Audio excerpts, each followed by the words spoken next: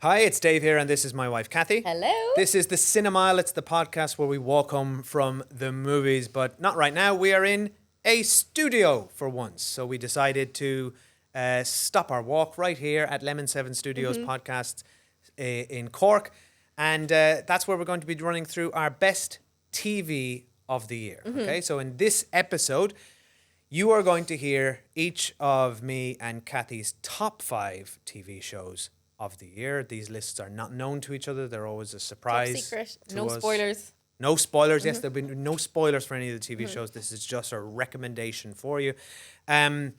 These are our favorites, right? So they don't come at us if you don't agree. They're not objectively the best things, right? This is just what we think. And also, there's too many TV shows. There's We so much haven't good seen TV. them all, Yeah. right? So if you're thinking why didn't they put this thing in? It's because we didn't see it. Because And if we didn't, who has time? Yeah, if we didn't put something in that you like, message us because we probably want to watch it. Yeah, please do. So hang on to the end for the contact details. And we should say, because we are in a studio, they have cameras here and you can watch us. So if you're used to listening to us and you'd like to instead watch us sitting comfortably instead of walking, you can do that. Just head over to our YouTube channel, youtube.com /The Cinemile, and you can watch our lovely set here at Lemon 7 Studios, and you can see us looking at each other. We're not used to looking. We're not. We And don't you can normally see- look at each other ever because we're just eyes ahead walking Yeah. on the road.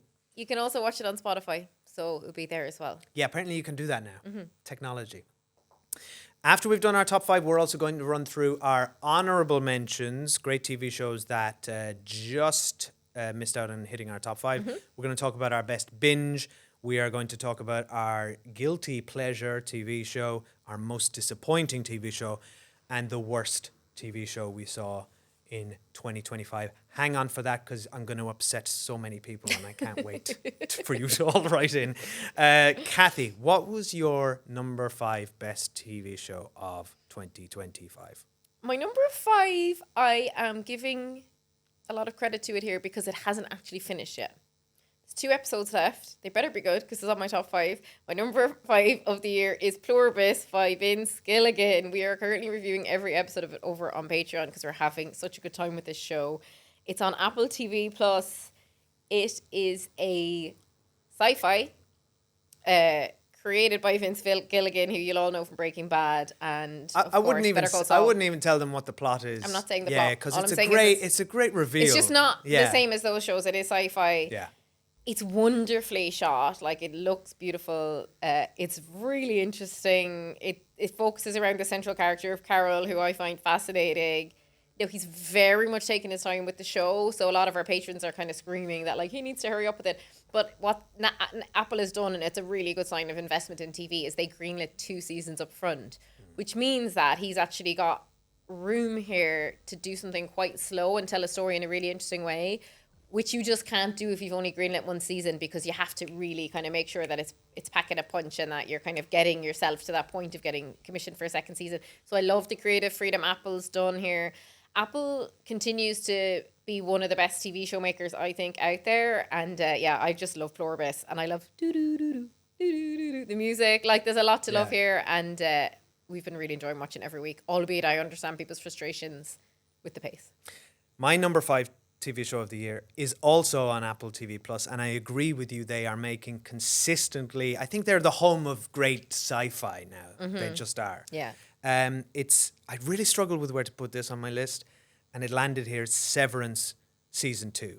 Severance is an incredible TV show. If anybody doesn't know, it's about a sort of alternate version of our world where people go to work and can opt in for a severance procedure which separates their work-life selves into 2 individuals. So you never have to experience work. You just go into the office and you come out and it's 5 o'clock and you go home. But that means somebody else is only experiencing work and they never get to go home.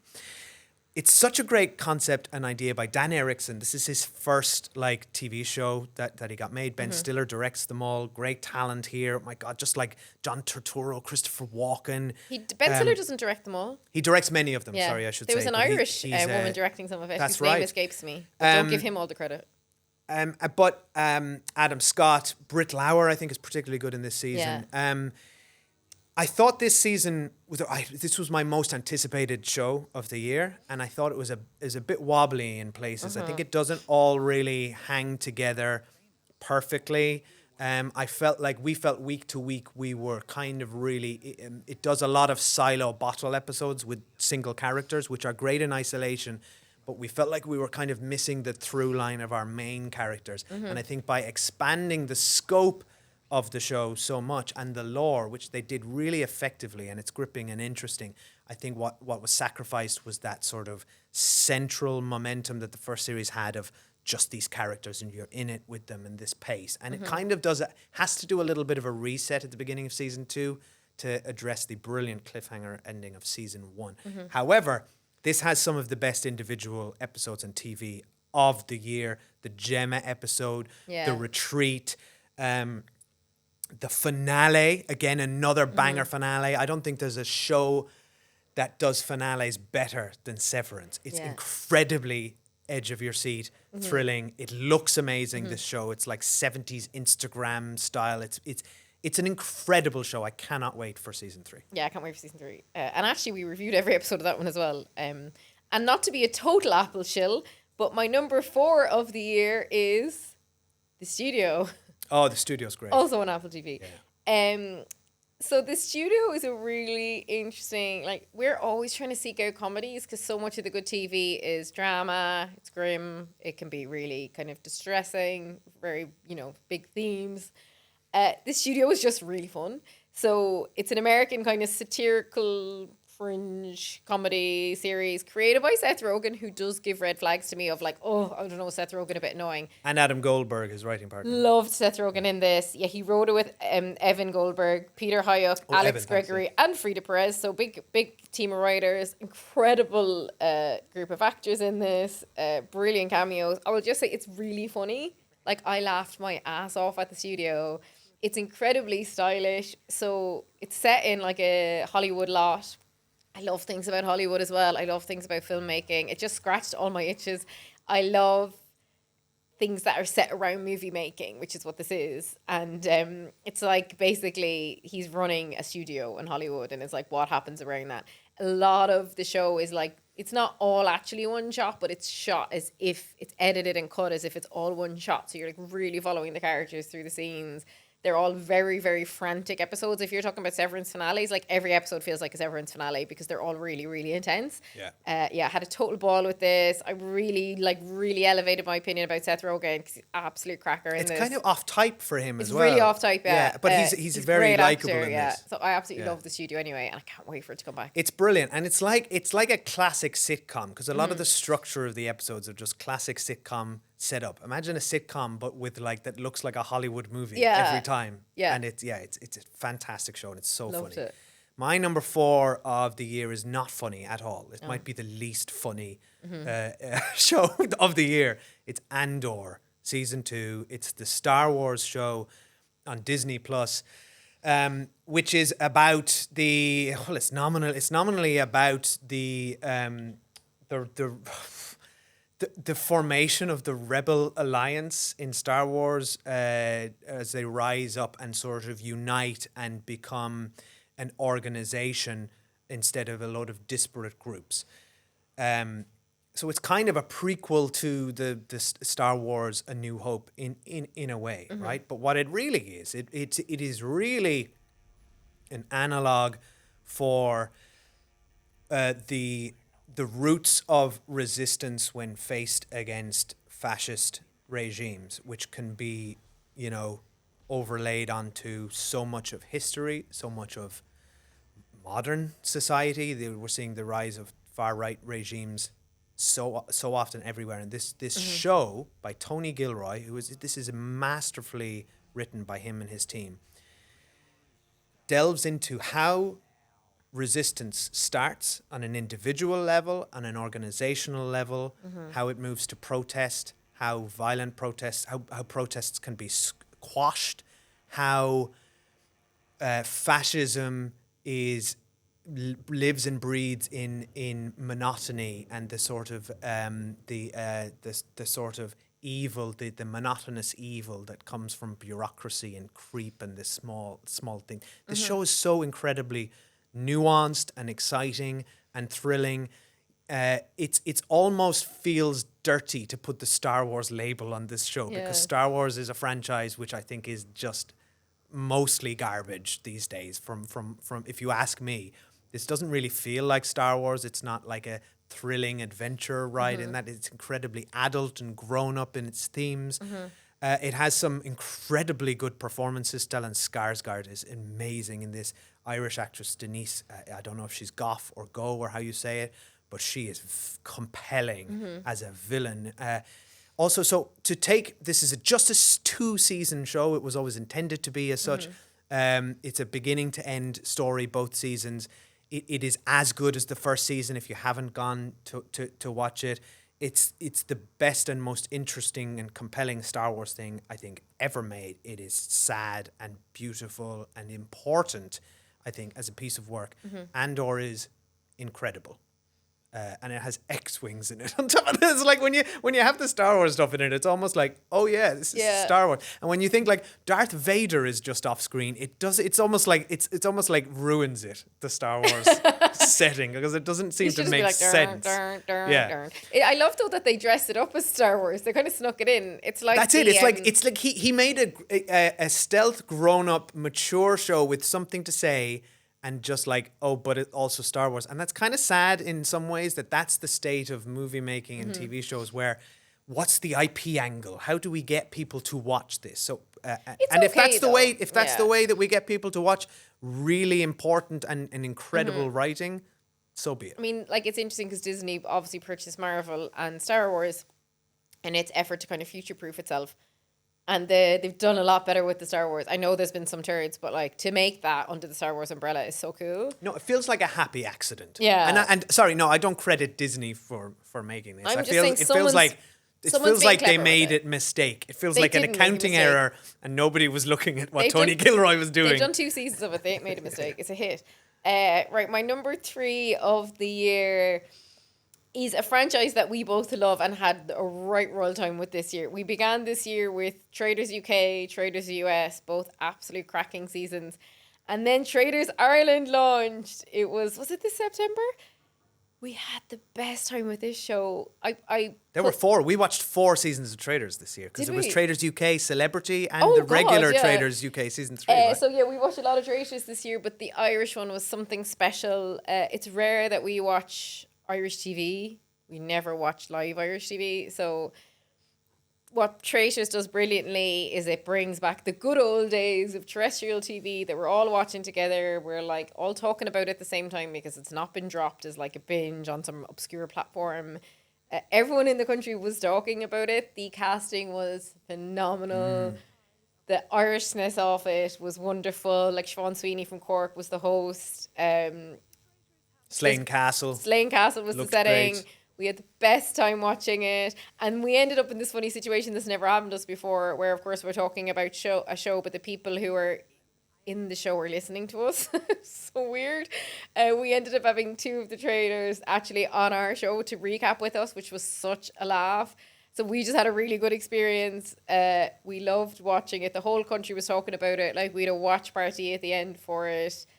It was just so fun to be like really engaged at like an Irish culture level with the TV show. Yeah. It's such a good time of it, and like a load of our UK listeners are like gunning to watch the Irish Traders. It was so good, and I can't wait now. We just finished Celebrity Traders, which was great. Can't wait for the next season of US. It's just the gifts that keeps on giving. And it's always down to the casting. And the casting on the Irish one, I have to say, was like really spectacular. We watched 4 seasons this year. This show rarely misses. I don't think like all 4 seasons were brilliant. I mean, but they're all so different. They're all so different. The US one is like all reality stars, so it's like wild in one way. Then in the UK Traders Celeb, they're real mixed bag of like, they're not all reality stars, so that was all really interesting. Then the UK was, regular people was a cracker this year. But I just think the Irish one, and I am Irish and I'm biased, it had such an edge. But I'm not biased because I'm actually very critical of Irish TV, and I'll get to that in a minute in one of my disappointing shows. Like, I think people can be more critical about shows from like your own culture because you can feel the cringe when it goes wrong. Yes. And Traders Ireland never went wrong, so I loved it. Dave. It is an interesting snapshot of how, on a cultural microcosm, like from an anthropological perspective, how people of different sort of heritage and nationalities all mix together. And you do see that between people in the UK and people in Ireland and in the US, the way they treat each other at this round table. It's like... Sorry, but Boston Rob is my favourite player of all time from the US. Yeah, one. Boston Rob was Love fantastic. Boston Rob. Right, what's your number 3 of the year, Dave? Right, my number 3 show of the year is on Netflix. It's Adolescence. So this was created by Jack Thorne and Stephen Graham. Stars Stephen Graham, Erin Doherty, and a performance by a young actor called Owen Cooper, who did an amazing job as the young kind of protagonist of this, Jamie, who this show kind of centers around. I don't think anyone missed out on this show. I think this show was huge. I think everybody saw it, which I think is great. But if you don't know, it's about a family whose son is accused of murder. And you follow very closely over 5 episodes, each episode shot in one take. These were the people that did that chef movie with Stephen Graham, Boiling Point, I think it was called. So incredibly complex cinematography and organization and production with all these extras. Episode 2 set in a school with hundreds of extras. And they filmed it in one go in 45 minutes, right? And they only had, and time is of the essence. They had the behind the scenes stuff of this. Yeah, the behind the scenes amazing. Is incredible. It's an incredible production. There's one moment where the camera suddenly flies in the air on a drone and you're like, wait, did they cut there? It's like, no, they didn't. They just attached the camera to a drone and off it went. That was amazing. That's like, it's incredible. We literally paused that when it was happening to say, is this happening? Yeah. Yeah. And then it lands somewhere else, someone else picks it up and then it just keeps going. The coordination of it is incredible, but on top of just that alone, but it is a powerful story, a painful story. It's uncomfortable. It's hard. It is hard to watch, and it hits at a real problem with society at the moment as it relates to toxic online culture, toxic masculinity, the responsibility of parents and guilt, and sort of a generation being lost to the internet and screens. This film feels, this TV show feels incredibly relevant, of the moment, powerful. Performances are amazing. Stephen Graham, we all know, is one of the best actors of this time, and he will break your heart. So this is a vital show. I feel like everyone watched it, which is great, and everyone was talking about it, but if you didn't, please watch Adolescence on Netflix. And that's one of the rare TV shows, actually, we did a full review of on our main feed, not on Patreon, just because it was such an event. My number 2 of the year is a HBO show that we watched on Sky Atlantic. It is Task, Task which is an American crime drama television series created and written by Brad Inglesby, who a lot of you will know from The Mayor of Easttown, though we actually haven't watched that. We're going to watch that now. We are now. It stars Mark Ruffalo, who obviously is one of my number 1 crushes as a millennial woman. It's a cracker. It's a really good crime show. It's really pacey. Like, you really want to get through it when you're watching it. But the performances are really, really wonderful. The characters are really fleshed out in a way. Like, Mark Ruffalo's family in particular is really unique, very sad, and sadly topical issues in his family. And the underlying kind of, it's a cat and mouse thriller, and like he's trying to catch somebody, and it's called Task because he's on an FBI task force. Like, if you're into crime, which I am, and if you're into thrillers, which I am, if you're into crime shows, we should say Kathy's not into crime. Yeah, I'm into crime shows. She doesn't do crime. And if you're into Mark Ruffalo, as I sure am, this is your show. I'd say go for it. We had a great time. Now, it's grim. I'd give the few warnings there, like there's really tough topics in it, but the show works to be entertaining as well as addressing those topics. You don't get buried in them. Now, it's quite violent. My mother found it too violent. I didn't. But yeah, a bit of a content warning and violence warning on Task, but hugely recommend it. And I've heard they've commissioned the season 2, so I'm very interested see how that can work, because I don't know how it can But I work. will say it is grim and deals with incredibly dark subject matter. But I thought the show had a real through line of optimism and resilience, and I think ends on a pitch perfect note. It also hits on my new favourite subgenre, which is hot priests. So we've got Andrew Scott, obviously, in Fleabag. We've got Josh O'Connor in Wake Knives Up Out. Dead Man. And now we've got Mark Ruffalo as, granted, an ex-priest, but Former he's still a priest. priest. So yeah, hot priests. Yeah, the Catholic Church are really having a moment. Yeah. And actually, both Task and Wake Up Dead Men, I think, both portray the positive sides of spirituality and the Catholic, positive representations of the Catholic Church, while also not shying away from all of their horrible crimes. It's a great show, Task. My number 2 of the year is one you've mentioned already. It's Pluribus on Apple TV Plus. I even toyed with putting this at number 1 because this show... It's not finished, though. We don't know if it's That's going to the stick thing, the landing. yeah. But I don't care. I don't care because there is no show like Pluribus. This is, I think it's the freshest show of the year, except for maybe my number 1.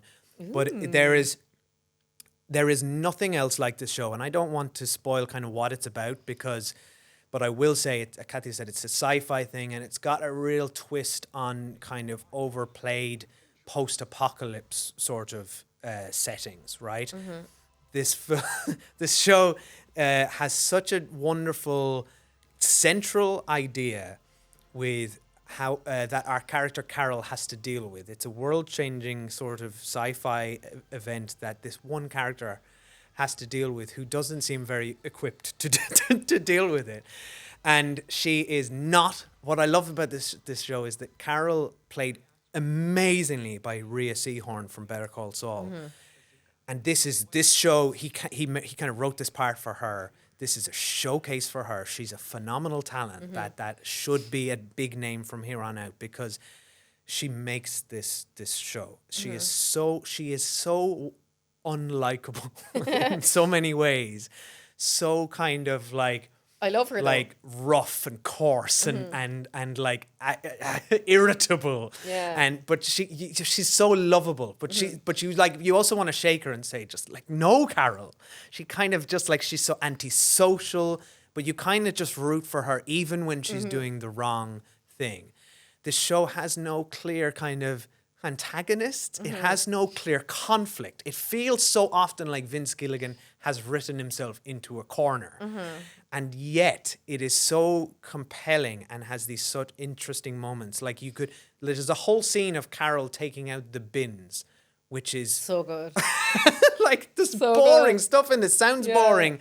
That is just, I think, gripping. It is so funny, so often funny. It is so tragic.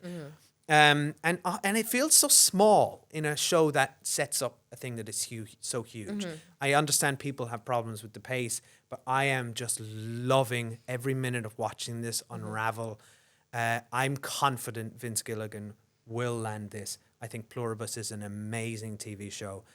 It's on Apple TV Plus. Please watch it. You might not like it, but just give it a go. Give it a go, yeah. I mean, you like the opening episode. Everyone will like that. The opening episode. The budget in this, Unbelievable. it's incredible what they've achieved. Right, so my number 1 TV show of the year is one that's already been mentioned, Adolescence. Yes. When I really think about the year, and there's possibly shows I've enjoyed more than that, like much lower quality shows, but Adolescence was a real moment in time. It's one of those shows that I put off watching for a while because I knew the central theme was about like young male violence, and I just don't want to watch that. Like, the world is so violent now. There is so much harm being done, like, let's be honest, by majority men, violence towards others. And there's a huge knife crime problem in the UK in particular, of course, where this is set. And then the online world is so toxic and there's so much misogyny. And I thought, do I want to watch this? And to the show's credit, it tackles all those themes, but if you like Line of Duty, like I do, at like the pace of a Line of Duty interrogation episode, like there's a full interrogation episode here. Each episode is like a set piece in and of its own. As Dave mentioned, it's technically incredibly proficient, and you should watch all the behind the scenes on Netflix because they are amazing, or there might be on YouTube. I watch them all anyway. Technically proficient, the acting's incredible, but what I say about this show is it's the pace. Because you can have a show with topics like this that no one will watch, right? Because it's too grim. To get the national and international conversation going like a show like this does, it needs to be a thriller. Yes. You can't turn it off. Like, Yeah. I couldn't is believe thrilling. what I was watching, to put us from the perspective of this young boy, Jamie, who's been accused of this horrific crime, and to kind of unravel the circumstances around it. It was quite a feat. It caused really important conversations to be had around toxic masculinity, misogyny online. They're actually rolling out like school curriculum pieces around like online misogyny now, like essentially off the back of this.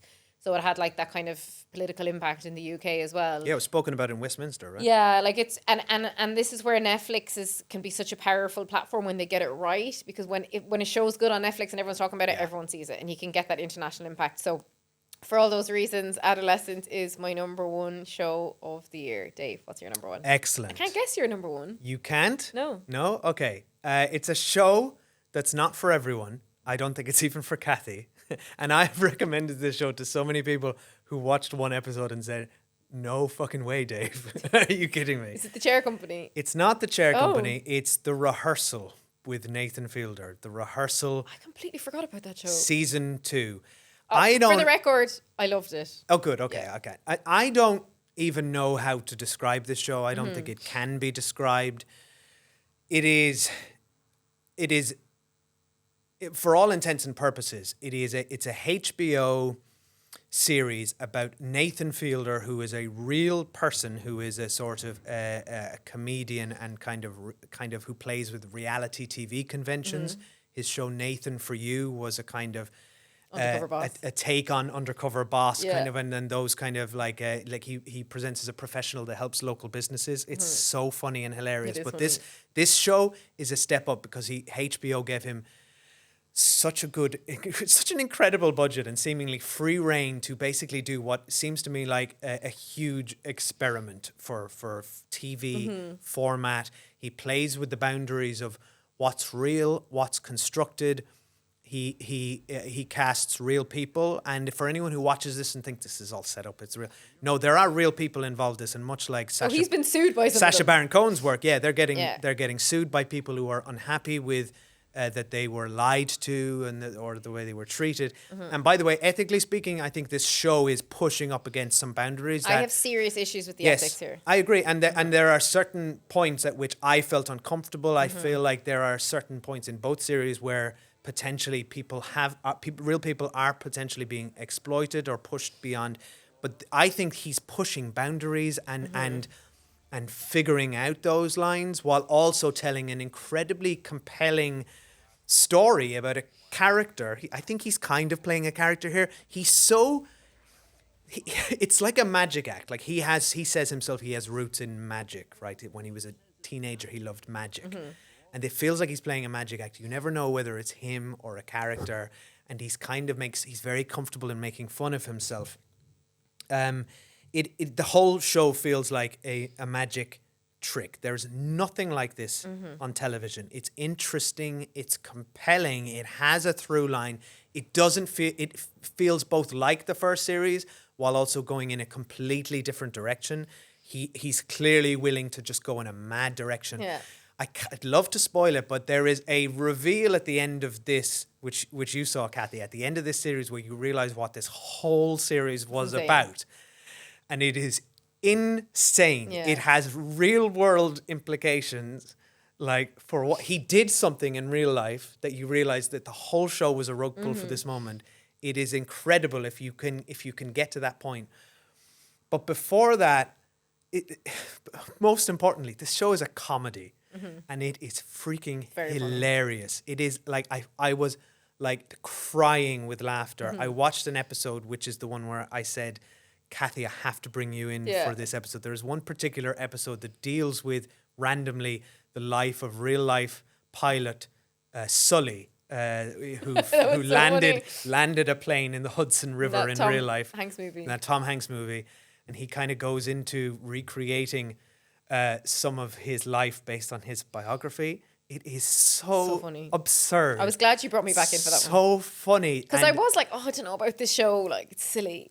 It is And silly. then- It is silly. yeah. It is so stupid. And when you see the waste, what he spends the HBO budget on Yeah. is a joke in itself. The ridiculous things he does. I'm laughing thinking about it. I watched that episode 3 times. Okay. I love this show so much. I'll never hear that Evanescence song So good. falling ever again without Yeah. thinking of this show. I love it so much. Nathan Fielder, I am going to show up for anything he does. I think he's one of the most interesting creators out there at the moment. It's called The Rehearsal Season 2. I'll be there for it. He also skewers Paramount perfectly in this show. His former boss, who gave him the curse, his former commissioner, and just burned all bridges with him in this HBO show and likened them to a Nazi regime, which feels very prescient with modern situations. And that's all I'll say. Yeah, okay. Great. Number 1 of the year is a very funny one. I did laugh my ass off. Right. So we're going to take a quick break and then we will be back with our honourable mentions, our guilty pleasures, our best binge, our most disappointing, and of course, our worst TV of the year. We'll see you in a second. Mr. Fielder, where does your sense of altruism come from? Where all of a sudden you want to save lives? You're known for pranking. This is not sincere.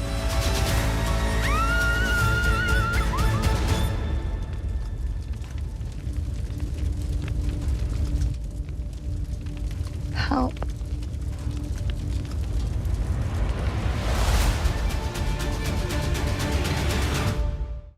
Okay, we're back. We're going to do some of our honourable mentions. These are the shows that we thought were great but didn't make our top. Some of these were really hard for me. I really wanted to include them.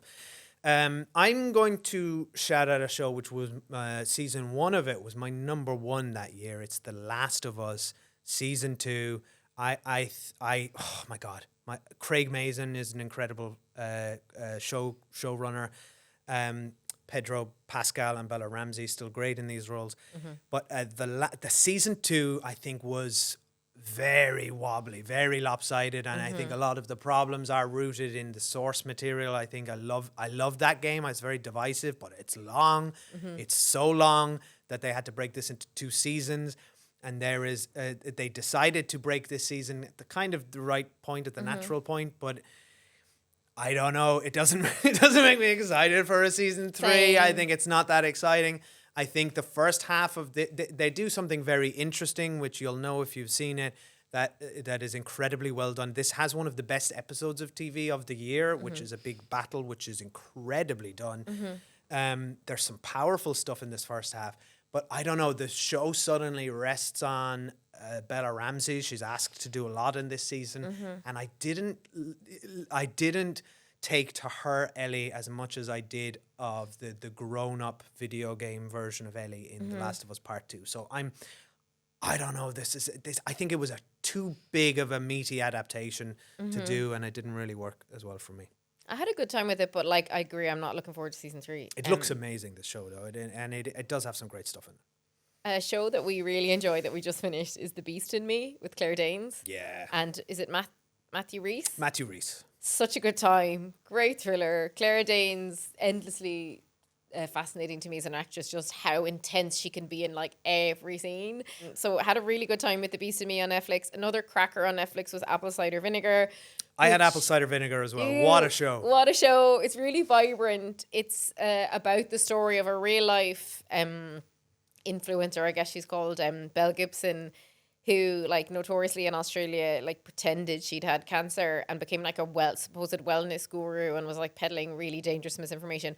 Back in the day when we lived in Sydney in like 2011 and I knew nothing about You her. bought one of her books, I had her didn't you? cookbook and used Yeah, to look yeah. at her app. Like it felt legitimate. She was published by Penguin.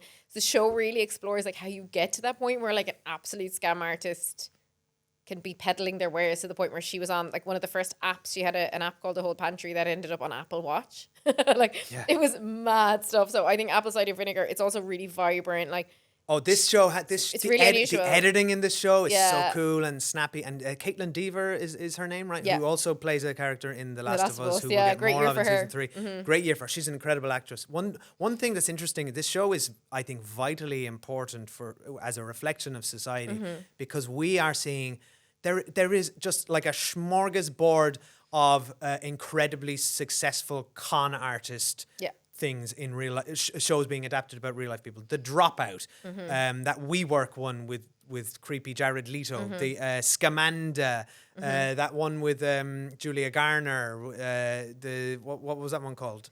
Like in the last few she's years, the American Socialite. Yeah, I really enjoyed that one. This is our society is rewarding con artists at the highest level, and these shows are. There's just a wealth of them, and I think it's frightening. But this is a fascinating character portrayal, beautifully done by Caitlin Diver. Really as to good. how people can get to this. It kind of humanizes them without forgiving them. I think. Yeah, right? and it's why scam podcasts are so huge. I love them as well. I 2 comedies really enjoyed. The 4 Seasons. I had this one as well. Was great show. Tina Fey and Coleman Domingo and Steve. Will Forte and Steve Carell. Yeah, like it's cracker of a cast. Really fun. It's only 4 episodes. It's on Netflix. Yeah, we had a really good time with the 4 Seasons, and a new comedy that hasn't finished yet, so I can't fully speak to it. Season 1. If you are a fan of Girls or Insecure or Looking, I would say those 3 shows. This is your new show. It's called I Love LA. It's by an actress who's also a very famous influencer who is, her first name is Rachel, her second name escapes me. Sennett. Rachel Sennett. Something like that. She co-wrote Bottoms, I think. She's been in a ton of shows. I clearly can't remember any of them now. She was in Bodies, right? Bodies, which was yeah. a fun horror film. She has made this show, and it's about a group of friends who live in LA and they're in their 20s and they're trying to get, they're kind of get their foot in the door, not in Hollywood actually, but more in like the creator industry. And I would say the first 2 episodes I teetered into disliking. I wanted to see the show because I love when HBO puts this stuff out, and I'd heard good things, and I was like really struggling on the first 2 episodes, but I'd been recommended to like get past them. And then it gets really, really good. Like, it's really compelling. The characters are very funny. There's some brilliant cameos. I brought Dave in for episode 5 and he laughed his ass off. You've got, like, the cast is so good. And, like, the cameo, like, Elijah Wood shows up and does one of the best cameos I've seen in a long time. It's proper funny, isn't it? Yeah, I should say, Kathy just referenced it. I looked at this show and said, that's not, you can watch that by yourself. I don't think that's for me.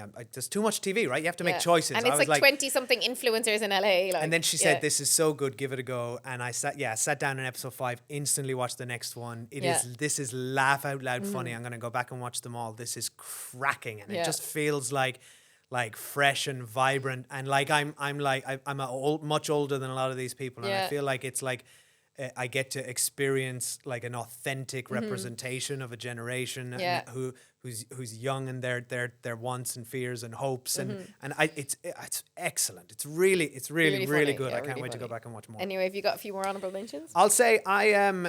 You've already spoken about these perfectly, so I won't go into them. But I also had Task, which was excellent. The studio was brilliant. All of the trailers.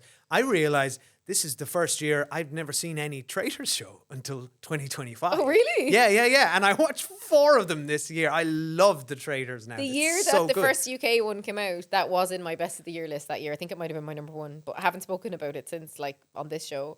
The next show I'm going to talk about is... Oh, and I had The Beast in Me as well.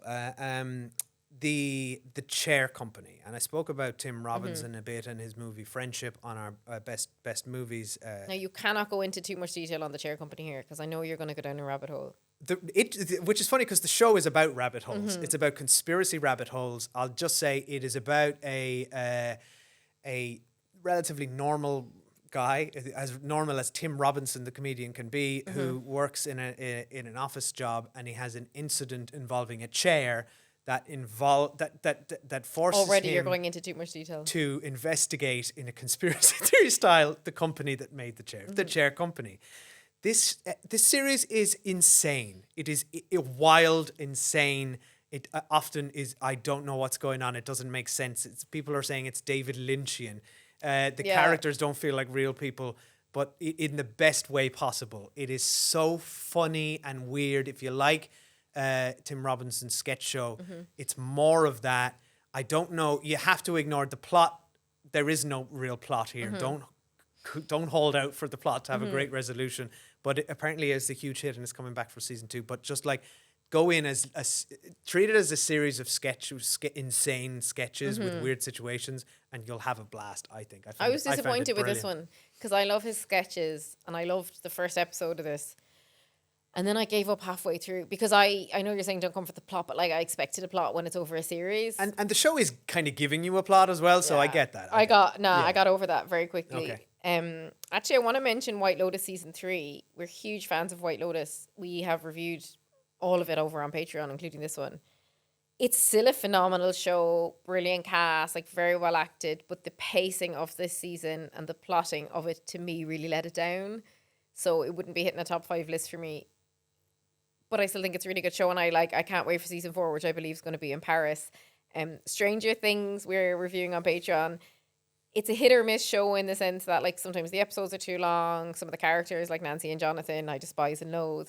However, other characters I love, like say Steve, and I love like the 4 boys together, and I love Elle. And then just one thing I want to mention, because it was a total pleasure to watch with our 8-year-old this year, was Skeleton Crew, which is another from the Star Wars universe. That was we fun. watched Disney Plus. It's just a really good show for, I guess, what you'd call like in literature term a middle grade book. Yeah, it's kind like of 8 to 12. Our son is 8. Yeah, I think 8 to 12 is kind of the sweet spot. It's a great for family this. show. It's Yeah. really thrilling. It's the Goonies, but Star Wars. Yeah, we had a really special time Yeah. watching it together as family. So I really recommend Skeleton Crew. Right, Dave? Any more TV shows from you? Yeah, I got the flu bad this year, and I was in bed for a whole week. Kathy, I don't need you to explain that it was man flu and I should have whatever. Do you know, wasn't none of that, please, right? Yeah, But okay. I was in bed for a week, just watching show after show after show, mostly Star Trek: The Next Generation, which is the best TV show every year. But I ended up watching 1,000 Blows. This is on Disney Plus or Hulu. It's a Stephen Knight show. He's the guy that did Peaky Blinders, which I've not seen. It's a period drama set in London, I think around the 1920s. It's about sort of the East End of London, sort of a little bit of criminal underworld, a little bit of 2 immigrants coming in and trying to sort of make their way as outsiders. It sort of centers around an underground boxing ring. It's only 6 episodes. It's got Stephen Knight and what's her name from Adolescence? Erin Doherty. Do you mean Stephen Graham? Sorry, yes, Stephen Graham Yeah. acts in this. Stephen Knight makes it. Stephen Graham is a key role in this, along with Erin Doherty, who both were in Adolescence together as well.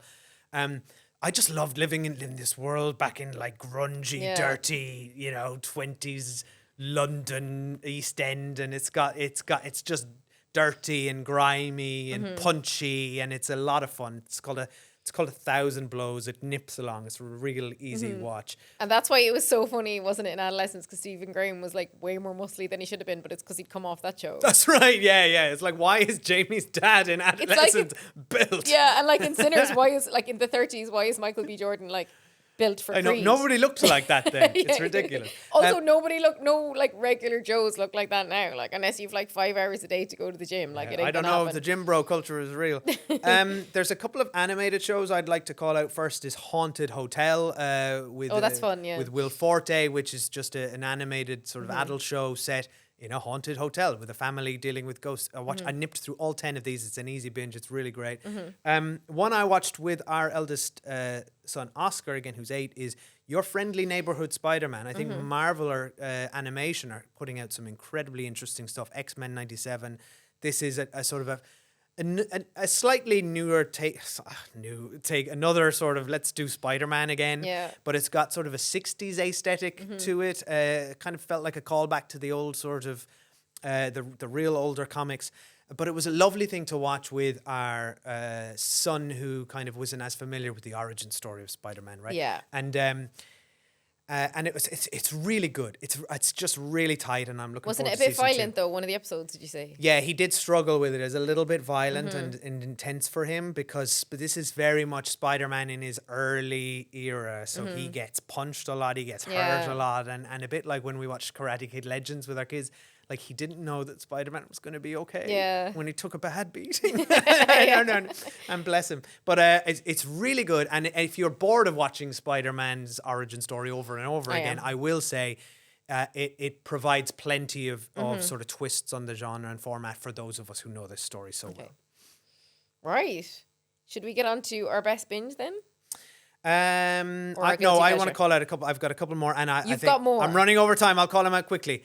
We've got to talk about Squid Game season 2 and 3, God, which we watched both of them this year. You forgot about one of the biggest shows of the year. We actually recapped them. Yeah, as well. and I thought this show was kind of a mess and all over the place, but God, when you're in the Squid Game watching those games, and it's like, amazing, it's man. incredible. Yeah. It's like, there's so many memorable, iconic stuff in this, and I cared about a lot of the characters. Yeah. So when I was in the Squid Game with these characters, I think it introduced a lot of great new characters. I loved how watching them all die horribly and watching it all pay off. I actually felt so bad I for have them. to say the introduction of a baby to the Squid Game was too much Too for much. me. Too much. But Too far. it is a great show. There's some great stuff in here. But Jesus, don't put us on that boat.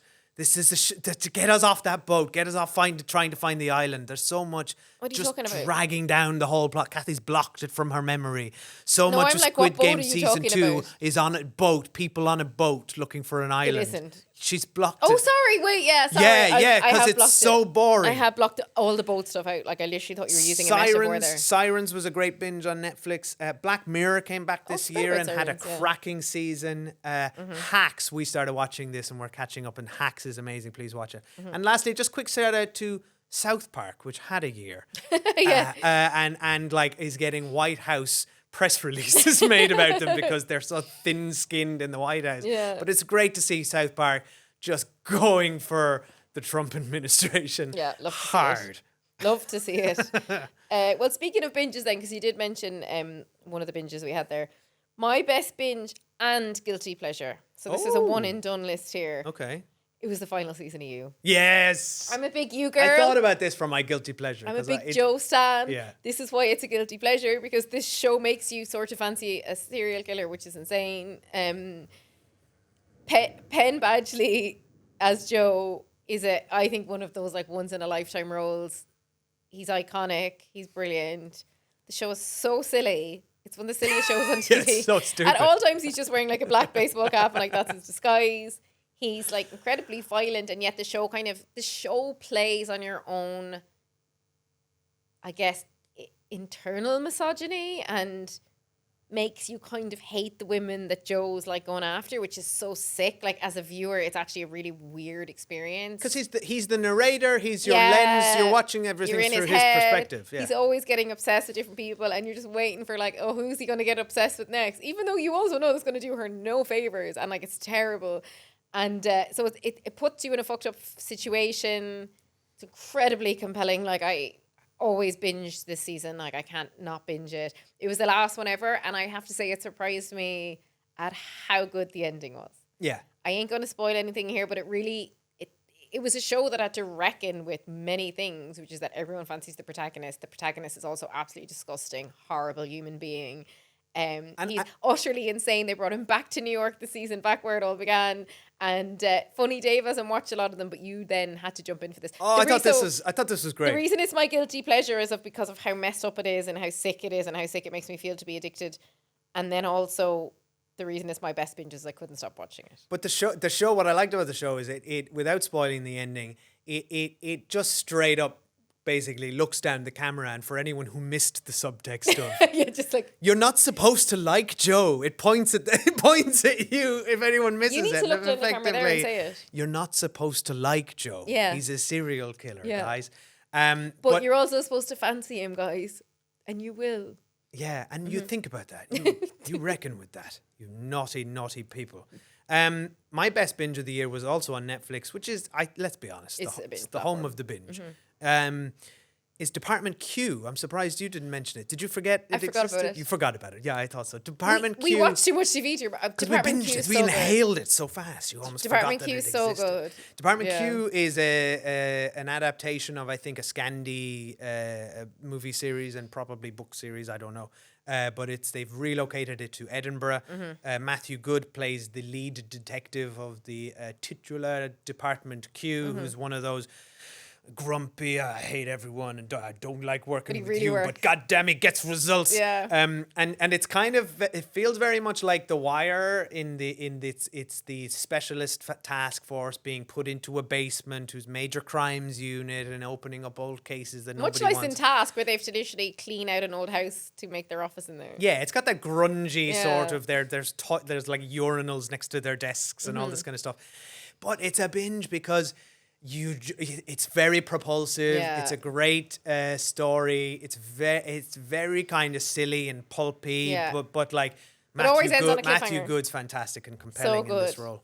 Really good. And actually, before we, because I've already addressed guilty pleasure, and you'll get into yours now, on the short list for my guilty pleasure, I've sworn off the Love Is Blind franchise, and yet here I was back on Love Is Blind France. I thought we were boycotting this. Won't watch the UK one, won't watch the US one, but I was, But the French aren't. I was in France. Aren't endangering people and I was in France with my sister, and I said, "Look, I have to watch it." When in Rome, when in Rome, watch Love Is Blind France. Love Is Blind France actually rectified a lot of the issues we had, where you felt like the contestants were like literally Being exploited. being under lock and key, because they were, what Netflix had been doing is threatening to sue people and make them pay 50 grand if they didn't go from the pods to the honeymoon. So there was a couple of seasons we watched where we were like, why have these people gone on the honeymoon like they hate each other? And it's like, oh, it's because they were forced to by Netflix, right? Like early issues with this series are that like Netflix weren't giving people like drinking water and food, and were only giving them booze. Like it was really dark stuff. Love Is Blind France actually got rid of all those issues. So you end up with what is actually a really, really good format of people meeting each other through the wall. Oh, what it should be. Yeah, the hosts are way better than the Lachey's in that they barely show up much like the Lachey's, but they're better than them. But the characters are really interesting. The cast was all much older. They were like late 30s predominantly. Real mixed bag of cultures in there. You know, like nothing is better. You know the way every format, like on Traders, nothing's better than the round table. Yeah. On Love Is Blind, nothing is better than when they're all on the honeymoons and then all the couples meet up. Love Is Blind, by the way, is a great format. It's a I've watched great a lot of the format, seasons. yeah. I think it's great. So anyway, sorry, my runner-up for guilty pleasure was Love Is Blind France. Okay. Now, Dave, what Excellent. is your guilty pleasure? My guilty pleasure is a show which was on Hulu or Disney Plus or whatever. I think Hulu is now here in Ireland and Who the knows? UK. Who knows? What are they doing over there? It used to be Stars or something they tried Yeah. to make up. It's called Paradise. I totally forgot about You forgot about it Paradise. as well. That was a binge. Paradise is a show which has a big reveal as to what it's actually kind of about, so I won't reveal that. But watch the first episode of Paradise because Yeah. you know by the end of it, and it's a great little rug pull moment, I think, which I really enjoyed. Really good. The show stars Sterling K. Brown and James Marsden, amongst others. It's a great cast. And it's a great, I think, 10-episode run, but it is stupid. It's stupid show. It's stupid as all hell. Isn't it like old network TV though? It really felt like Yes. Oh, yes. Lost era. 100%. Feels like feels like a show from 20 years ago. Yeah. In so many ways. And I mean that as a good thing. In that it is like so like saccharine as well, and like people it's one of those shows where people talk to each other like in stories like they never would before. So it's like Grey's Anatomy. It's like when they're at the door and they're about to say goodnight, and it's just like, I don't know if we can make it through this. And somebody says, when I was 16, my dad used to take me camping. Yeah. And every day he would tell me, son, you better pick up that rifle. Okay, you don't It's need just to like, continue what this do you, nobody example. talks like this. Yeah. And it's just absurd. It's stupid. It really works though. It does the flashback thing like Lost, but yeah, it feels it is. It's my guilty pleasure because Yeah. I think objectively it's kind of bad, but it's great crack. Yeah, It's we've no very time with it. entertaining. Yeah, and it was a great binge as well. Kathy, what was your most disappointing show? Now look, I'm bundling a lot of things here. My most disappointing is also my worst. Okay. And for anyone who doesn't know, I had a summer of madness this year where I decided to recap every episode of And Just Like That Of season course 3. it's that. What else could it be? I had reviewed season 1 and season 2 of And Just Like That, like as standalone episodes. Neither with Dave, who doesn't watch it. And this year I said, you know what? I'm going to go hell for leather. I'm going to do every episode. It turned into this incredible project I had the absolute best time doing. So every episode is roughly 30, 40 minutes. Most of my recaps were pushing 90 minutes. So we were essentially spending double the time of the episode recapping it. That was the level of detail we went into. I had the absolute murderer's row of guests. Go back and look at all the guests I have because I won't mention them now, but it was truly a highlight. I was essentially just getting on people who I love, whose podcasts are amazing, who I think are amazing, and I couldn't believe they come on to recap it with me.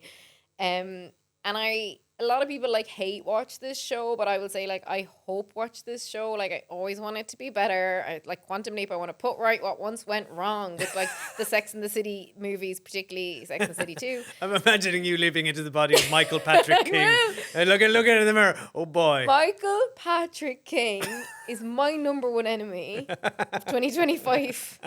Wait, is that a category we were supposed to do? It's my category. My number one enemy. What I got addicted to this year was the Writers' Room podcast for And Just Like That. It is something to behold. It is a cult. Like, it's so interesting. And I'm sorry to go down a rabbit hole. No, go for it. The first Sex and the City was created by Darren Star. He was the showrunner for a number of years. And then Michael Patrick King took it over right at the end, even though he'd always been involved. Anyone who remembers how Sex and the City got towards the end, like more extravagant, again, to more opulent, less about the gals having brunch and their really fun scenarios. He brought it on a trajectory, kept going on that trajectory for the movies of just like disgusting wealth, very shallow interactions between the characters. And then he said, you know what, give me a series because I could really flesh this shit out now. Season 1 isn't as bad as everyone says it was, but I have to admit that the year it came out, it was my worst show of the year. Season Seems to be a trend here. Season 2, I just enjoyed a lot of moments of all. I always enjoyed it. Season 3 is, and I don't say this lightly, like the worst season of it. And every episode I came in, like I was ready to be there. Like Aidan was back. You know, we had The show destroyed Aidan, right? The show, like it's character assassination style. Every episode, like it kind of peaked around episode 6 and 8, and I got really hopeful. And then the news came out that it had been cancelled. And Michael Patrick King was going around town and Sarah Jessica Parker saying, oh, we wanted it. We knew this was the right moment to end. We knew that like this was where we were going to end the season. Bullshit. This show was cancelled. They didn't know. So there was 2 final episodes, 11 and 12, whereby we're like, okay, so these are the last ever episodes of And Just Like That then. Like these are going to be good. There's going to be something meaningful here. They weren't even good enough to be series finales. Never mind like a whole show finale. I brought Dave in for the very last one. He couldn't believe what he was watching. Like the final ever episode of And Just Like That. Gobsmacked I was. Gobsmacked. We never see the 3 gals together. And the major plot point is a toilet gets clogged. And a toilet getting clogged.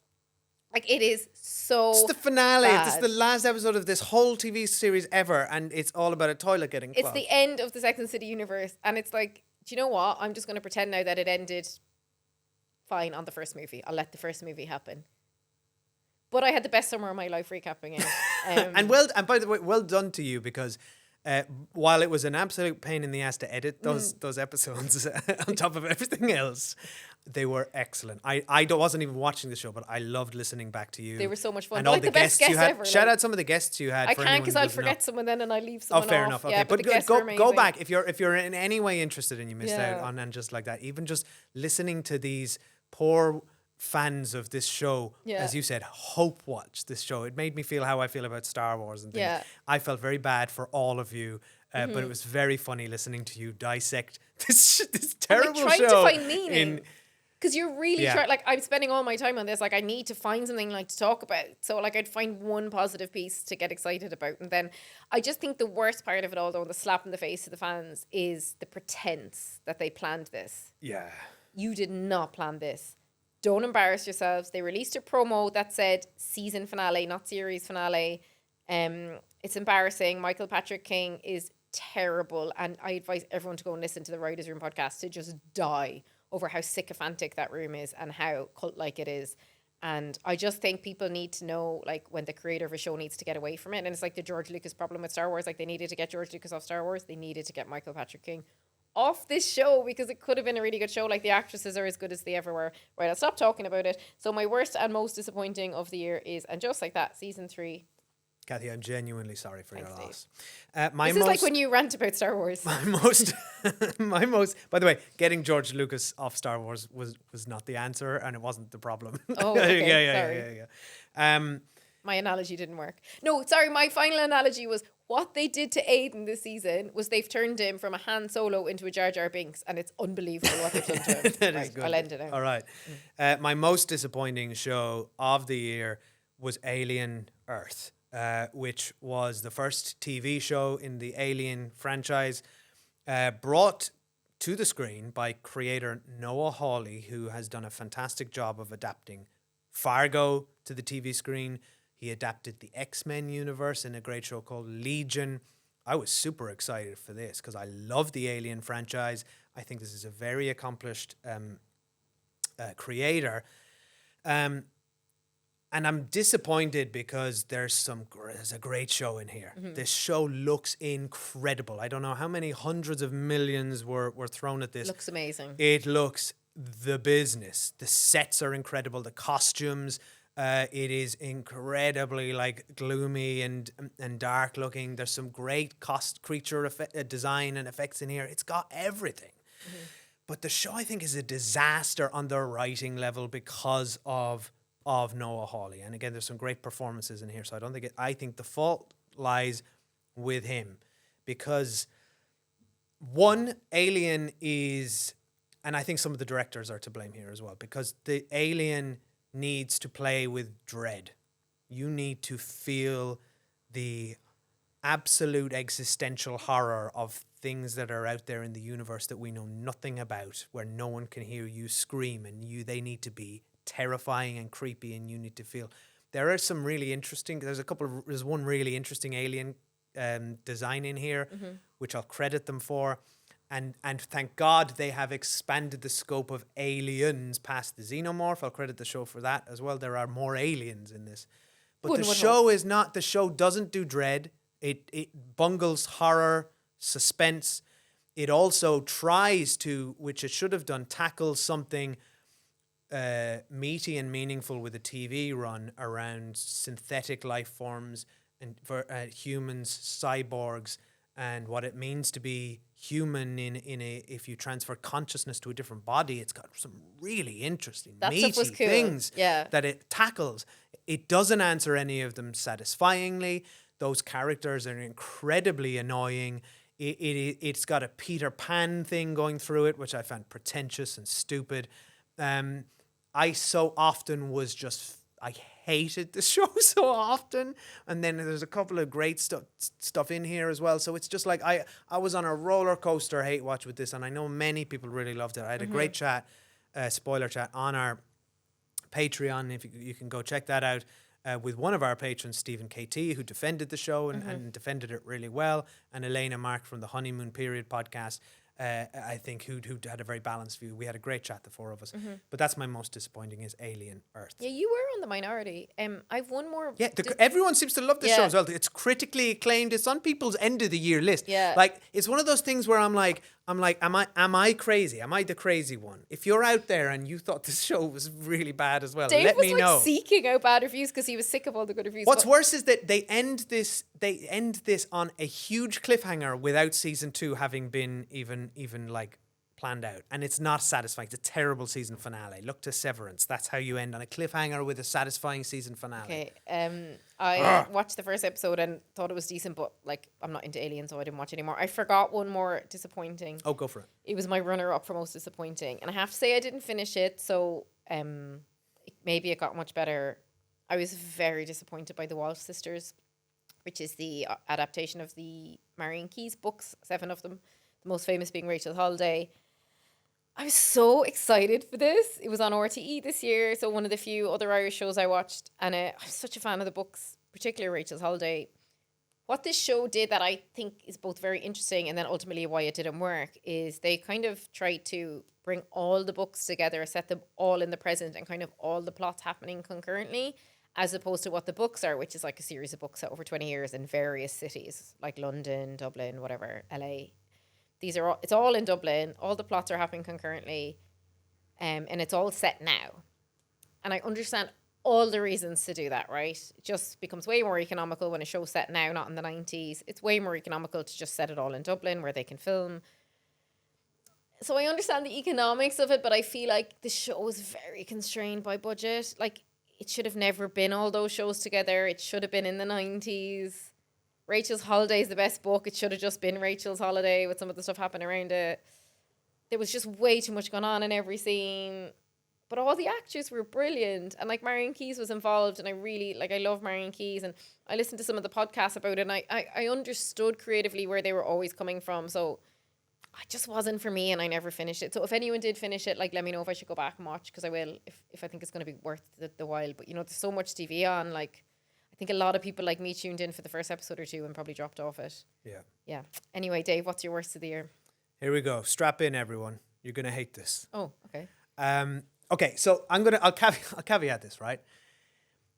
Clearly there are shows that are worse than this, okay? And I've seen them, right? We watched All's Fair with Ryan Murphy's. Sorry. Ryan Murphy's All's Fair. All's Fair needs to go into the guilty pleasure category, because I watched 3 episodes of it and had a very good time. This is, But it's by the way, terrible. well, let's talk about All's Fair for just a moment. All's Fair, great showrunner Ryan Murphy, who I don't know what he's done once here. great showrunner. Once great, perhaps. Ryan Murphy used to be in our top 5 list all the time. Yeah, he knows what he's doing. He knew what he was doing. Yeah, now I don't know what's going on. This is if Kim Kardashian is the best person in your show and she's going up against Naomi, out acting Naomi Watts, something's Glenn gone wrong. Close and Sarah Paulson. A great cast of women who are just look like they are uncomfortable in their own skins in this show, because they're being made to say some of the most insane, like, shallow dialogue. You talk about shallow. This show is vacuous nonsense. Yeah.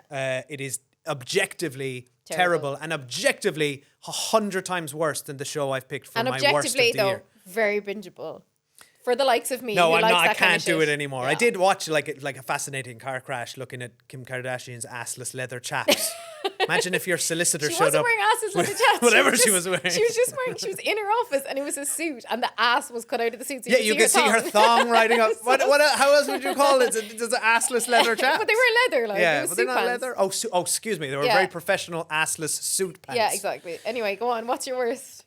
My worst TV show of the year is The White Lotus season 3. Wow. Because, and it makes me angry to this day, because Mike White can do knows better. better, He knows knows better. better. Mike Yeah. White is an incredible showrunner. The Yeah. White Lotus is an incredible TV series. I think the last 2 seasons have been in our top 5 lists. Yes, they have, because Yeah. this is a brilliant anthology TV series where a who's who of fantastic actors show up in an exotic location and tackle themes like obscene wealth and classism, and look at the impact of biodiversity and cultural impact of wealthy white people coming in, and tourism and what that does to locals.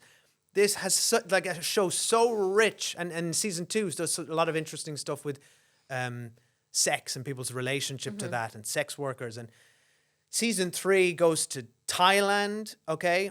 And I think nominally he decided, I'm going to tackle spirituality, okay? And I think there's a lot of sort of images around spirituality, and perhaps people's... Perhaps there's something in here about people losing sort of faith and losing purpose. Yeah, but as watch a individuals. Knives But Out mystery for a million times better. way treatment than that. better Or done. Task. The White Lotus, what I won't forgive it for, I think it's pretentious and self-indulgent. I think he got lost in whatever theme he was trying to say around spirituality, right? And got lost in that and forgot to make an entertaining TV show. The first 2 seasons work really well because they've got something to say. They've got subtext, but they're just bloody entertaining, interesting, fun, minute to minute characters. And it's never necessarily about who died or who killed them, but it's always propulsive, and like you want to keep going with the This story. is one of the slow, Yeah. like if people are complaining about Pluribus, which I don't understand, but I understand Pluribus has a slow pace, and I understand people complain. The White Lotus's pace is such a frustrating snail crawl. Yeah. But at least Pluribus is probably going to go somewhere. We hope. This goes nowhere. It goes absolutely nowhere. Very little progress happens between episodes 1 and 8, which were the most painful 8-hour stretch of my life because I stuck with this, hoping, hate watching it and hoping and knowing This it was could the do most better. painful 8 hours of your life. Of my whole life. Maybe I'm being a bit hyperbolic. And look, there's some like Dave, you didn't watch it just like that season 3. no, I didn't, and I won't. But like, obviously, there's some great performances in here. Walton Goggins and Jason Isaacs and the Schwarzenegger guy. There's some like it's a fantastic. The cast. mom It's was got, very good. Oh yeah, it's funny. Yeah. The show, I laughed out loud several times. There's some fantastic stuff in here, but God damn it. I thought about, does this belong in most disappointing? No, I wasn't. I'm not disappointed. I'm furious. It was And I teetering want- into my disappointing, but I let it lie. I know Mike White can do better. I hope I don't think he seems to me from the press around this and his public fallout with the composer. Yeah. He seems to be digging his heels in He is. around this. I don't think he will acknowledge. He's really where shitty about the criticisms. He's shitty about this. Yeah. And I don't know what sort of season 4 we're going to get, but I hope he can take some self-reflection because I think he's... He didn't murder someone. He did. He murdered my feelings towards White Lotus. Yeah. And he made me not want to revisit the White Lotus. But it's a classic. What happened here, Dave? It's a classic. Creator is like really nimble, makes a great show or movie, works really hard to deliver something really unique. It blows up. It becomes really successful. They have to come back and follow up. Whether you're an author, whether you're a filmmaker, whether you're making TV, whether you're an artist making an album, that pressure just changes the whole creative process. And I'm a firm believer in the more money someone gets for a project, the worse the project becomes. Now you're describing George Lucas. But I will say I understand making a TV show is hard. Following up on successful things is hard. I understand those challenges are hard, but I just don't think it was a success. I just want to take stock. I want to mount a bit of a defense for it though. Okay, go on. As somebody who was also disappointed, I think when we're recapping shows as we did with this, when you're recapping a show that you start not liking, It becomes a chore. not that, you're overanalyzing it. Where you might let it wash over you, when you have to actually take notes about it, and this was happening with Just Like That, and then like talk about it afterwards, you're really analysing it at like quite a specific level that like you mightn't have minded it as much otherwise. And also there was some great plots in this. Like I would say particularly the two brothers. No, but Never okay. quite seen anything like that. Okay, yeah, that had storyline. a great scene, which Really which enjoyed obviously it. was a bit shocking. So or I'm whatever. just saying there was a few moments within this that I really enjoyed. I really enjoyed the 3 women on their holidays and the kind of like friends who've drifted apart and like how that dynamic would play out. I had moments of fun, albeit I agree it's disappointing. This show was episodes would go around and it would just go around in loops. Yeah. Loops. Oh, the pacing was like terrible. Jason Isaacs. Oh, what am I gonna do? Am I gonna do that? No, should I tell Dave, anyone? it also got another problem with it is it got an extra episode that it shouldn't have had, and just like that got 2 extra episodes. Why? To do nothing, to waste our time. Yeah, it was drawn out. Anyway, we need to calm down. That was so much fun. I'd love to hear your list. Thank you everyone for listening. You're going to hear from our patrons in a minute. They are going to share their best and worst TV of the year, which is always good fun. And before we wrap up, we want to say we're doing a live show in London on January 29th in Hoxton, Curzon Cinema. Can't wait for that with our good buddy and fellow movie podcaster Helen O'Hara, who you'll know from the Empire Film Podcast, as well as Bah Humbug, the best Christmas movie podcast. So we'll put the link in the show notes. We're also donating, most TV that we do is on Patreon. So this is kind of a Patreon heavy episode. We're donating all our new sign-ups in December to UNICEF Ireland. So thank you everyone already who signed up. And we're really thrilled to be donating to UNICEF, who do such amazing work around the world for children. Yes, and if you haven't seen it already or listened, our Best of Movies of the Year episode is up on YouTube or in the podcast feed. And thank you to Leah and Lemon 7 Studios for hosting us here. And for setting up a little Hollywood sign for us. Yeah, these don't belong to us. Yeah. Yeah. Although I might take some of this home. Can I have all this? Yeah, great. I've just come in and take stuff. We like movies. Thank you for listening or watching and supporting us and following us for nearly 10 years now. Yeah, So we've done 10 of our movie ones. We've done 7 or 8 of the TV. I think we didn't start with doing TVs at the end of the year, but these are always our biggest episodes of the year. But I have to say, I think this year they're going to be beaten by the end, just like that episodes. Yes, They took off. and just like that, we were our most downloaded episodes of the year. Yeah. So well done, Kathy, and all the and guests all the we had. hate watchers out there, we love to have you. And thank you, Kathy. Thank you for being a great co-host and wife. It's so nice to finally look you in the face while we record. Thank you for watching all these TV shows, mostly together, some apart. So thank you so much. We're going to say bye, but stay here because you're going to hear from some of our patrons who are going to share some of their best and worst TV shows of the year. Hey, Dave and Kathy and Cinemilers. In order to try to be visually interesting, and because I come from Cambridge and all the cyclists in Cambridge are mad, I thought I'd cycle while recording this one. So this is TV shows of the year. It's hardly worth mentioning Andor because that's too far out ahead for everyone's list, surely. Severance was great, even though I know some people found some of the episodes a bit dull. The ending was fantastic. Pluribus is good, but that hasn't finished yet, so maybe I'll reserve judgment on that one. Comedies were great. Hacks, Such Brave Girls. I think of The Diplomat as a comedy, and that was good as well. I don't think I saw anything bad this year because I drop out of things if they're not good. But that's my list for the year. Have a great new year, everyone. Hi, this is Liz Mitchell. I haven't seen Pluribus yet, so my favourite TV series this year was Department Q. Just thought it was great fun. It's like the television equivalent of a page turner. Great acting. I thought Matthew Good was really good in the role. And then for worst TV, I'm sorry folks, I just wasn't a great fan of Severance Season 2, and I thought that Silo Season 2 was a bit of a snooze fest, so roll on Seasons 3. My 3 favourite shows from this year were The Bear Season 4, Severance Season 2, and Pluribus Season 1. Hi Kathy and Dave, it's Elaine and Mark from the honeymoon period with our best and worst TV shows of the year. Hello. My best TV show of the year is Task. It's absolutely mesmerising, proper grown-up crime drama. My best TV show of the year, I'm currently working out. There's about 4 things which are currently vying for the top spot. I think at the minute it's The Bear Season 4. Proper return to form. I was a bit disappointed with Season 3, but this came back and gave me all the feels. My worst TV show of the year is 0 Day, which was a Netflix TV show. Who knew that Robert De Niro, as a former president of the United States, chasing some cyber people, could be so forgettable?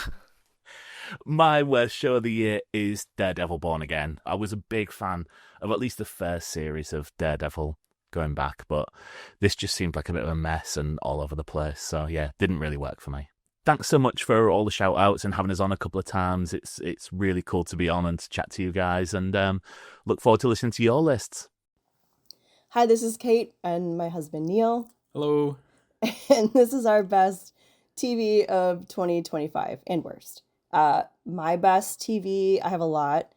Severance Season 2, The Last of Us Season 2, Yellow Jacket Season 3, and The Mighty Nine. It's replaced Metalocalypse as my favorite animated series of all time, and I'm just super into it. And Neil, what is your best TV of 2025? It seems like it was forever ago, but Severance Season 2 is still my best of 2025. I think Pluribus has jumped into the number 2 spot. We got one more episode to go, so we'll see how it ends. But and then 2 other ones that I really liked were Task and Common Side Effects, which I just started at, so I haven't finished it yet, but so far so good. What's your worst, Kate? Well, I wouldn't say it's worst. It was just disappointing. Alien Earth, I love alien movies. I was super stoked for it, and I just didn't feel compelled to watch it. It was kind of a chore to get through it, so I'm going to say Alien Earth. What about you, Neil? Same. It definitely wasn't the worst, but just kind of disappointing. You know, I've liked every installment in the Alien series, Prometheus, Romulus, it's all good. And this, it was just a chore kind of. I mean, there were some great moments and it got really good at the end, but it shouldn't have been that hard to get through. Yeah, I agree. So, thanks. Thanks, guys. Hey, Dave and Kathy. Sam here from the 90 Minutes or Less Film Fest. Merry Christmas, Happy New Year. Recording this in a field in France. Lovely and cold.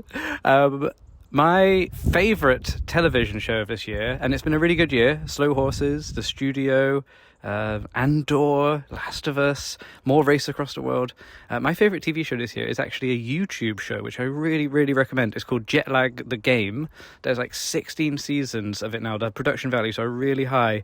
And it is a racing game or a hide-and-seek game or a tag game. They have lots of different series, lots of different configurations. But I would say if you like shows like Race Across the World, absolutely check out Jetlag the Game. It's so good. We have been addicted. We discovered it in April and we have binged 16 series. There is currently one airing right now, which is shot in the UK as well, which is a lot of fun.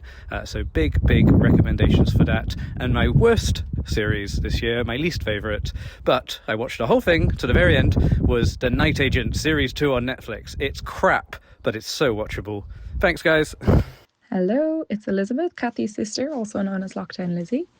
My best TV shows of the year included Celebrity and Irish Traitors, both of which were so fun and really had everybody talking about them, which was really fun because I feel like that doesn't happen with TV anymore.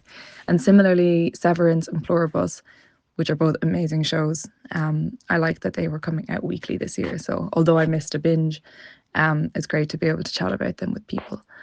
My worst TV show of the year, this was hard because generally I don't keep watching something if I think it's bad, but I did watch the entirety of Temptation Island on Netflix this year and I can safely say it was the worst thing I've watched this year. Some guilty pleasures as well. I really enjoyed And Just Like That. Didn't hate it like everybody else and wish it hadn't been cancelled. The final season of You, which was absolutely ridiculous. I loved the ending of it and I'm glad they saw it out. Another special mention here for Paradise, which really fun to watch, even though it's a bit cheesy. So looking forward to season 2 of that. Okay, happy Christmas and a happy New Year to everyone. Thank you. Bye. Hello, everybody. This is Linda, Kathy's mom, and I did watch quite a bit of TV this year. And while I was making my little short list, I realised I do have a genre, and it seems to be handsome detectives. So the ones that stand out that I remember was Slow Horses. I always love Slow Horses. I'm not saying he's exactly handsome. Anyway, I did love Department Q. I love all things Scottish. And I finally got to catch up and watch Broadchurch, and I really enjoyed it. But I think what topped my list this year, and probably many people's, was Celebrity Traitors. What a wild ride and what a laugh. It was pure entertainment as TV used to be. And also liked The Pit because I love a bit of medical drama. And my absolute bummer for the year, I don't think I got through 5 minutes of the first episode, was White Lotus. I think this peaked and died for me. So happy New Year, everybody, and keep watching.